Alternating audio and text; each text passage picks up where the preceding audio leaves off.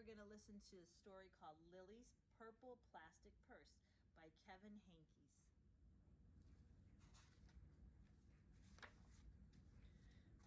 Lily loved school. I love school. She loved the pointy pencils. She loved the squeaky chalk. And she loved the way her boots went clickety-click-click down the long, shiny hallways. Lily loved the privacy of her very own desk. She loved the fish sticks and chocolate milk every Friday in the lunchroom. And most of all, she loved her teacher, Mr. Slinger.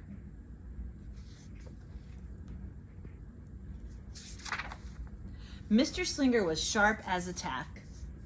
He wore artistic shirts, he wore glasses on a chain around his neck, and he wore a different colored tie for each day of the week.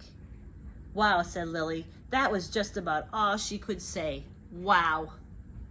Instead of greeting students or good morning pupils, Mr. Slinger winked and said, howdy. He thought that desks in rows were old-fashioned and boring. Do you rodents think you can handle a semicircle? And he always provided the most tasty snacks, things that were curly and crunchy and cheesy. I want to be a teacher when I grow up, said Lily. Me too, said her friends, Chester and Wilson and Victor. At home, Lily pretended to be Mr. Slinger. I am the teacher, she told her baby brother Julius. Listen up. Lily even wanted her own set of deluxe picture encyclopedias. What's with Lily? Asked her mother. I thought she wanted to be a surgeon or an ambulance driver or a diver, said her father. It must be because of her new teacher, Mr. Slinger, said her mother. Wow, said her father. That was just about all he could say. Wow. Whenever the students had free time, they were permitted to go to the light bulb lab in the back of the classroom. They expressed their ideas creatively through drawing and writing. Lily went often. She had lots of ideas. She drew pictures of Mr. Slinger and she wrote stories about him too. During sharing time, Lily showed her creations to the entire class. Wow, said Mr. Slinger. That was just about all he could say. Wow. When Mr. Slinger had bus duty, Lily stood in line even though she didn't ride the bus. Lily raised her hand more than anyone else in class, even if she didn't know the answer. And she volunteered to stay after school to clap erasers.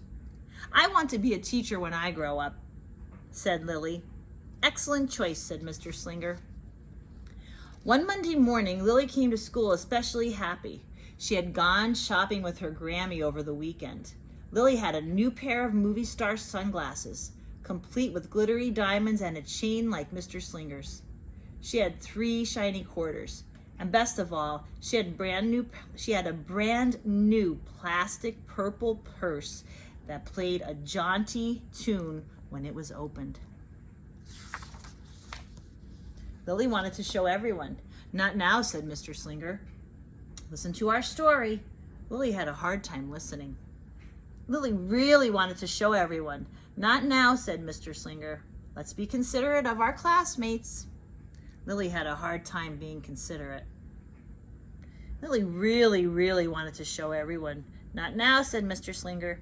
Wait until recess or sharing time. But Lily could not wait. The glasses were so glittery and the quarters were so shiny and the purse played such nice music, not to mention how excellent it was for storing school supplies. Look, Lily whispered fiercely. Look, everyone, look what I've got. Everyone looked, including Mr. Slinger. He was not amused. I'll just keep your things at my desk until the end of the day, said Mr. Slinger. They'll be safe there, and then you can take them home. Lily's stomach lurched. She felt like crying. Her glasses were gone. Her quarters were gone. Her purple plastic purse was gone. Lily longed for her purse all morning. She was even too sad to eat the snack Mr. Slinger served before recess. That afternoon, Lily went to the light bulb lab. She was still very sad. She thought and she thought and she thought. And then she became angry. She thought and she thought and she thought some more. And then she became furious. She thought and she thought and she thought a bit longer. And then she drew a picture of Mr. Slinger. Right before the last bell rang, Lily sneaked the drawing into Mr. Slinger's book bag. Big, fat, mean Mr. Slinger, Mr. Stealing Teacher, wanted by the FBI. P.S. I do not want to be a teacher when I grow up. When all the students were buttoned and zipped and snapped and tied and ready to go home, Mr. Slinger strolled over to Lily and gave her purple plastic purse back.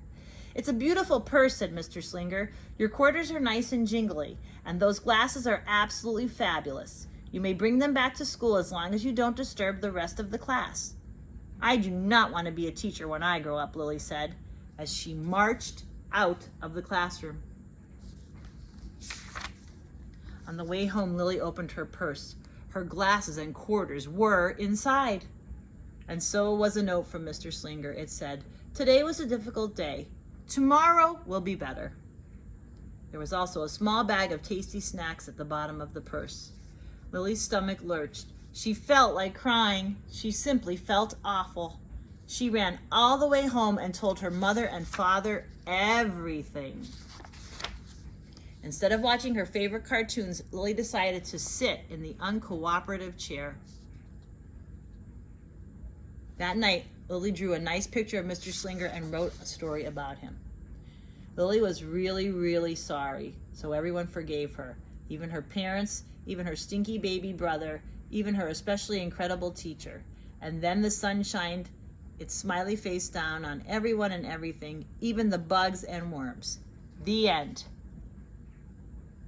Listen up, I'll forgive everyone. Mr. Slinger.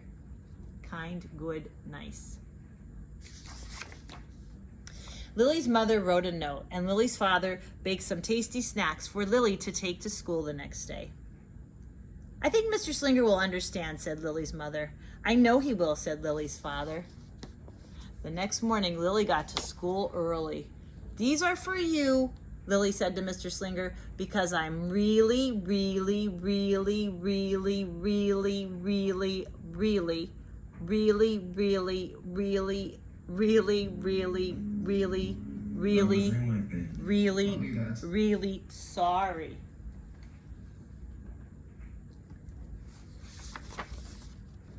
Mr. Slinger read the story, and he looked at the picture. And he read the note. What does it say? And he sampled the snacks. Yum, yum. "Wow," said Mr. Slinger. That was just about all he could say. Wow. "What do you think we should do with this?" asked Mr. Slinger. "Could we just throw it away?" asked Lily.